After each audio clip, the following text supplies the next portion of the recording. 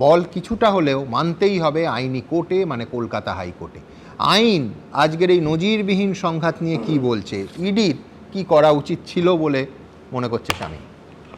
দেখুন, প্রথমেই বলি, ইডি একটি তদন্তকারী সংস্থা, সেটা পিএমএলএ অ্যাক্টে তারা সার্চ করতে গেছে, তারপরে সেখানে গিয়ে যা যা পাবে সেগুলো সিজ করে সিজার লিস্ট তৈরি করবে এবং সিজার লিস্ট প্রদান করবে, এবং শুধু তাই না, সার্চের সময় তারা ভিডিওগ্রাফ করবে।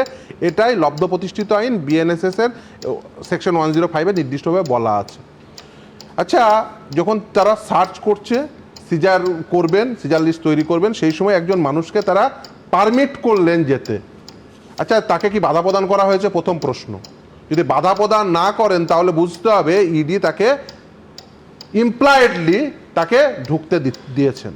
শামীম, আমি তো জানি না ভেতরে কি হয়েছে, আমি শুধু তোমার টাইম লাইনটা বলতে পারি। মুখ্যমন্ত্রী ভেতরে ঢোকা এবং বেরোনোর মধ্যে সময় হচ্ছে 9 মিনিট। আই রিপিট, মাত্র 9 মিনিটে মুখ্যমন্ত্রী ফোন, ল্যাপটপ, ফাইল সব নিয়ে বাইরে বেরিয়ে এলেন।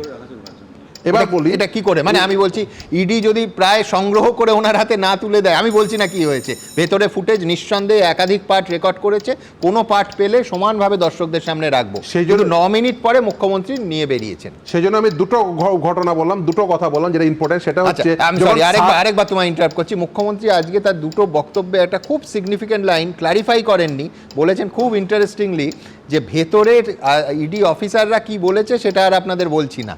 ইয়েস, এরাম কিছু নয় তো যে তারা তাদের ওপর চাপের কথা বলেছেন, আমি জানি না। দেখুন, যখন তারা সার্চ করছে তখন তারা ভিডিওগ্রাফ করবে, ভিডিওগ্রাফ করা উচিত, প্রথম কথা। দ্বিতীয় কথা হচ্ছে যে তারা পারমিট করলেন। আর মুখ্যমন্ত্রীর সঙ্গে কারা গেলেন? সঙ্গে গেলেন একদল পুলিশ আধিকারিক, পুলিশকর্মী এবং সরকারি আধিকারিক। অ্যাকচুয়ালি কাজটা কি হলো? কাজটা হলো যে তথ্য প্রমাণ লোপাট করলেন।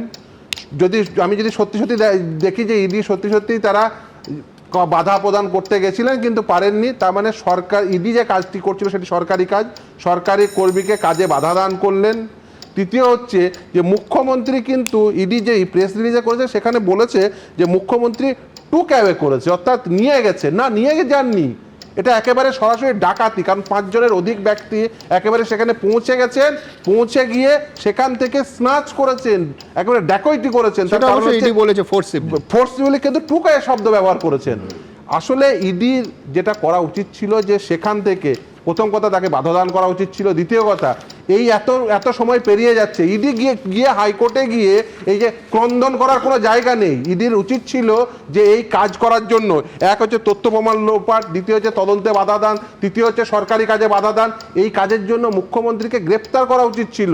আমি এই শব্দবন্ধ একেবারে কনসাসলি ব্যবহার করছি। এবং যা যা ওখান থেকে নিয়ে এসছেন সেগুলোকে ইডির আবার সিজ, ওখান থেকে কালেক্ট করে সিজ করে সিজার লিস্ট তৈরি করে সেই সিজার লিস্ট যার পজিশন থেকে করেছেন তাকে দেওয়া উচিত ছিল। এই কাজটি ইডির করা উচিত ছিল। ইডি তার বদলে ইডি হাইকোর্টে গিয়ে ক্রন্দন করতে গেছেন। এখনো পর্যন্ত আমি জানি না, আপনি বলতে পারবেন যে মামলা ফাইল হয়েছে কি হয়নি। আমি অন্ততপক্ষে লিস্টে এখনো পর্যন্ত মামলা দেখিনি, একমাত্র অল ইন্ডিয়া তৃণমূল কংগ্রেসের মামলা দেখেছি, ইডির মামলা দেখিনি। এবার আমি বলি, কিন্তু বলো, এই রাজ্যে যেখানে সন্দেশখালিতে ইডি আক্রান্ত হয়েছে, তো ইডির বোঝা উচিত নয় যে কোনো রাজনৈতিক রেড কেকুয়া নয়, সেই প্রস্তুতি তাদের ছিল না, নাকি তারা রাখেনি? না ছিল না, না রাখেনি, এই প্রশ্নের জবাব ইডি দিতে পারবে। কিন্তু তার থেকে গুরুত্বপূর্ণ, আমরা কিন্তু এখনো পর্যন্ত দেখলাম না যে কোনো স্কাপলিং হলো, তাকে কেউ বাধা দান করলো, এটা কিন্তু আমরা দেখলাম না। উল্টে আমরা কি দেখলাম, যে আইপিএস অফিসাররা তারা সেখানে উপস্থিত ছিলেন, যে আধিকারিকদের রাজ্যের আইন শৃঙ্খলা এটা মেনটেন করার দায়িত্ব কার? রাজ্য সরকারের। আমরা দেখছি প্রশাসনিক প্রধান তিনি আইন ভঙ্গ করছেন। এই রাজ্যের বর্তমানে রুল অফ ল বলে কিছু নেই, একটা ললেস স্টেট তৈরি হয়েছে। তার কারণ যার দায়িত্ব ছিল ল অ্যান্ড অর্ডার মেনটেন করা, তিনি উল্টে গিয়ে একটি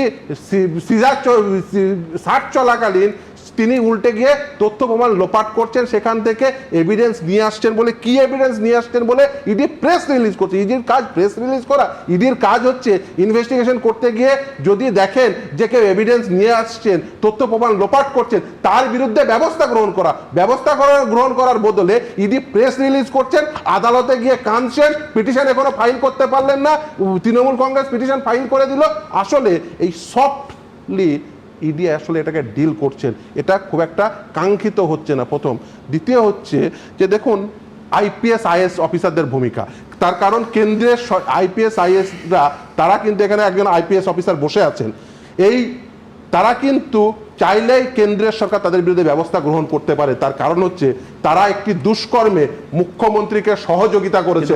এই দুষ্কর্মে সহযোগিতা করা কোনো আইপিএস আইএস অফিসারের কাজ নয়। মুখ্যমন্ত্রী কালকে যদি চুরি করতে যান, আইপিএস অফিসাররা তারা কি গার্ড দেবেন? পুলিশ কর্মীকে গার্ড দেবেন? হ্যাঁ, আপনি চুরি করুন বা মার্ডার করুন, যারা নিরাপত্তা দিচ্ছেন নিরাপত্তা দেওয়ার নাম করে যদি দুষ্কর্মে সহযোগিতা করেন তাহলে কিন্তু তিনিও সমানভাবে লায়াবল হবেন এবং তার বিরুদ্ধে বিধিবদ্ধ ব্যবস্থা গ্রহণ করা কেন্দ্রের সরকারের কাজ, এবং সেটা যদি না করেন তাহলে কিন্তু সেটা সঠিক কাজ হবে। আমি খুব সংক্ষেপে জাস্ট তিনটে কথা বলছি। প্রথম কথা, তরুণ যদি সঠিকভাবে ভবানীপুর থানার কথা বললো, উদাহরণ টানলো, আমি বলার সময় বলেছিলাম যে ভবানীপুর থানার ঘটনা ঘটা থেকে আজকে সকালবেলা পর্যন্ত বিজেপি বারবার করে বলেনি যে ভবানীপুর থানার পুলিশ, তুমি সংবিধান ছুঁয়ে শপথ নিয়ে পুলিশের চাকরি করছো, কি করে তোমার সামনে থেকে কেউ গুন্ডা ছাড়িয়ে নিয়ে চলে যায়, তাহলে তোমার অ্যাকাউন্টেবিলিটিটা কোথায়? তাহলে একই কথা কেন আছে ইডির ক্ষেত্রে খাটবে না? এক আমার দ্বিতীয় কথা হচ্ছে, সুমন্ত তোমার মনে থাকবে ইডি সম্পর্কে, দেখো বামফ্রন্ট সরকারের নাম বলে ইডি ফিডির আমরা নাম শুনিনি, সিবিআই শুনতাম, সেই সময় মমতা বন্দ্যোপাধ্যায় মাথায় উকুন হলেও সিবিআই তদন্ত চাইতেন, কিন্তু ইডির আমরা নাম শুনিনি। ইদানিংকালে ইডি আমরা গত কয়েক বছর ধরে শুনছি, জবে থেকে শুনছি। একটা কথা তোমার মনে থাকবে, বারবার বিভিন্ন লোক বলেছেন যে সিবিআইয়ের হাত থেকে তাও বা পার পাওয়া যায়, কিন্তু ইডির হাত থেকে পার পাওয়া যায় না। তারা নাকি এমন একটা সংস্থা, তাদের নাকি পিএমএলএ অ্যাক্ট এত শক্তিশালী অ্যাক্ট, তোমাকে একবার ইডি ছুলে ইডি প্রমাণ করবে না তুমি দোষী, তোমাকে প্রমাণ করতে হবে তুমি নির্দোষ। সেই ইডির আছে চেহারা দেখছে। আর আমার থার্ড এবং শেষ কথা, দেবাংশু বলার সময় বললো, তুমি যখন প্রশ্ন করলে যে মমতা বন্দ্যোপাধ্যায় চাইলেই বিজেপি অফিসার রেড করাতে পারেন কিন্তু সৌজন্যবশত করান না, কিন্তু এই সৌজন্য এবিপি আনন্দের ক্ষেত্রে দেখান না। সন্দেশখালী নিয়ে খবর করলে রাত্রিবেলা তোমার নামে সমন চলে আসে। তাই মমতা বন্দ্যোপাধ্যায় কাকে সৌজন্য দেখাবেন কাকে দেখাবেন না, সেখানে একটা প্যাটার্ন আছে। কিন্তু আমি দেবাংশুর কাছে, দেখো, আমি সমবেদনা জানাচ্ছি এইটা বলে যে আজকে আমরা পরিষ্কার দেখতে পাচ্ছি দেবাংশু নিজের যোগ্যতায় পরীক্ষায় বসে আইটি হেডে চাকরি পেয়েছিল, প্রতীক জৈন চিরকুটে চাকরি পেয়ে চাকরিটাকে চুরি করে নিয়েছে। আমি সুমন দেব একটা কথা বলি। প্রথম কথা, এই বিষয়টার থেকে একটা গুরুত্বপূর্ণ বিষয় যেটা শতরূপদা বলতে গিয়ে সন্দেশখালী শব্দটা তুললো না, আমি বলছি সুমন দা, সন্দেশখালীও মনে করে দেখুন লোকসভা ভোটের আগের ব্যাপার। লোকসভা মিটে গেল, তৃণমূল 29,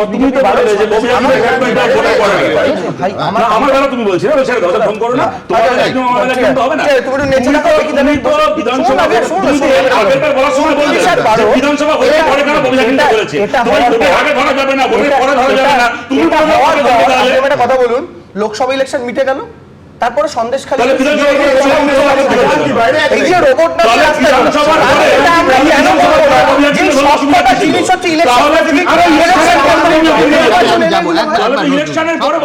আমি একটা কথা নোট করতে বলবো যে এখানে বাড়িতে সিপি পৌঁছানোর পর কিন্তু মুখ্যমন্ত্রী পৌঁছেছে, এবং দুটোর মধ্যে একটা গ্যাপও আছে। হ্যাঁ, এবং পরবর্তীকালে সেখানে ডিজি বা অন্য সিনিয়র অফিসাররা পৌঁছানোর পর মুখ্যমন্ত্রী পৌঁছেছে।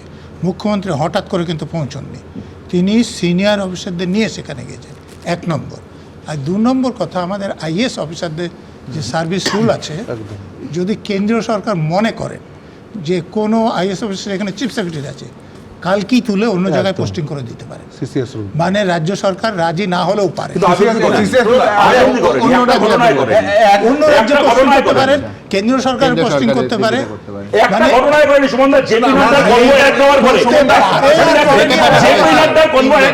তিনজনকে ডেকেছিল দিল্লিতে, মমতা ব্যানার্জি বললেন যাবে না, ওরা গেল না, কেন্দ্র সরকার আজও কিছু কেন্দ্রীয় সরকার। আমি বলছি সেটা কোন মুহূর্তে, কোভিডের মুহূর্তে, তার পরবর্তীকালে ইলেকশন স্পেসিফিক সময়, তারপরে 1 বছর 1.5 বছর সময়।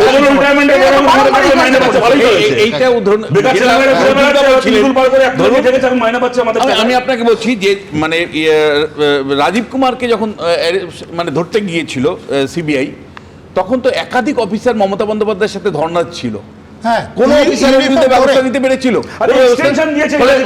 ওইসব গল্প নেই। আমি পলিটিক্যাল বিশ্লেষণ করতে চাই একটা জিনিস, যদি অল্প সময়ের মধ্যে কোনো রেজাল্ট ইডি না দেখাতে পারে এই কেসটায় পার্টিকুলারলি, তাহলে পরিষ্কার বোঝা যাবে মোদি অমিত শাহকে সন্তুষ্ট করা, ওই যে সেটিং তত্ত্বটা ব্রেক করার জন্যই এই ঘটনাটা ঘটিয়েছে। এবং সেই ক্ষেত্রে আমি আপনাকে বলছি, বিজেপি সেটিং তত্ত্বটা ভাঙার জন্য তো ইডিকে যদি লাগিয়ে থাকে, তাহলে কিন্তু সেটিং তত্ত্বটা আরো বেশি আঠার মতন লাগবে, অর্থাৎ নির্বাচনে আরো বেশি সেটিং তত্ত্বটা প্রমাণিত হবে। এটা সেটিং তত্ত্ব না প্রতিহিংসা? আপনি কোনটা বলছেন? কথাটা বলেনি এখন, হ্যাঁ। সেটিং বারবার বিশ্বনাথ বারবার বলে যায় সেটিং আমি তো আগেও বলেছি অভিজিৎ গাঙ্গুলিও বলছেন, বিশ্বনাথ দা বলার আছে। বিশ্বনাথ অভিজিৎ গাঙ্গুলিও বলছেন setting। পাশে বসে চা খাচ্ছিলেন এই সেটিং এর মাঝখানে বিশ্বনাথ ছিলেন আরে অভিজিৎ গাঙ্গুলি কথা বলছেন setting। আপনি ছিলেন তো অভিজিৎ গাঙ্গুলি আমাদের MP। আপনি ছিলেন আপনার সামনেই হয়েছে সেটিং আপনি করিয়েছেন তোমার একটা প্রশ্ন ছিল প্রেসিডেন্ট দ্বারা আমি বলার সময় বললো স্যার সবার বলার সময় বললো যে রাজীব কুমারের ক্ষেত্রে এবার একটু অরূপের কাছে আসি, হ্যাঁ। তুমি বলার সময় আগে একটু আগে বলছিলে যে আজকে যদি বিজেপির অফিসে পশ্চিমবঙ্গ পুলিশ রেড করে হ্যাঁ। তাহলে যদি সেখান থেকে শ্রমিক ভট্টাচার্য ফাইল আনতে যায়, কি করে যাবে? শ্রমিক ভট্টাচার্য ফাইল আনতে গেলে সবার আগে বাধা দেবে শুভেন্দু অধিকারী। আরে রিয়াটা কোথা থেকে সেটা বলো না। দেখে কে যাবে সেটা দেখা যাবে তখন। একটা জিনিস আজকের ঘটনার পরে পরিষ্কার ওয়ান লাইনার বলছি, যে যতই মমতা পাঠাও চুরির ইডি, প্রমাণ, যতই পাঠাও ইডি নবান্নে ফের ইডি, নবান্নে পাঠাও ইডি, চুরি করবে সতেরো দিদি। বার ওখানে গিয়ে যতই পৌঁছাবে। পাঠাও ইডি, আমায় চুরি একটু করবে জায়গা দাও দিদি। মায়ের মন্দিরে।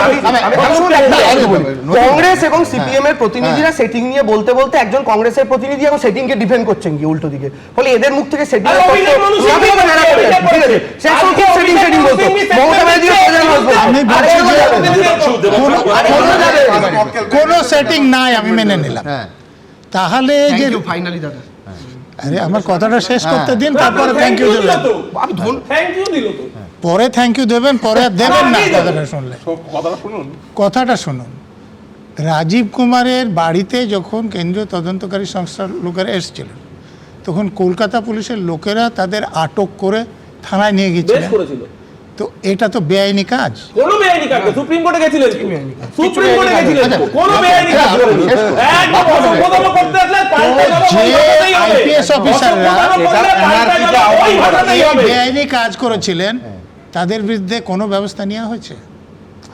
আজকে যে পুলিশ কমিশনার বা ডিজি এই যে মমতা ব্যানার্জিকে যে অপরাধ করতে সাহায্য করেছেন, আবার বাজে কথা, তাদের মমতা বিরুদ্ধে ব্যানার্জি কোনো যা করেছে ব্যবস্থা সংবিধান নেওয়া হবে? বাঁচানোর জন্য করেছে।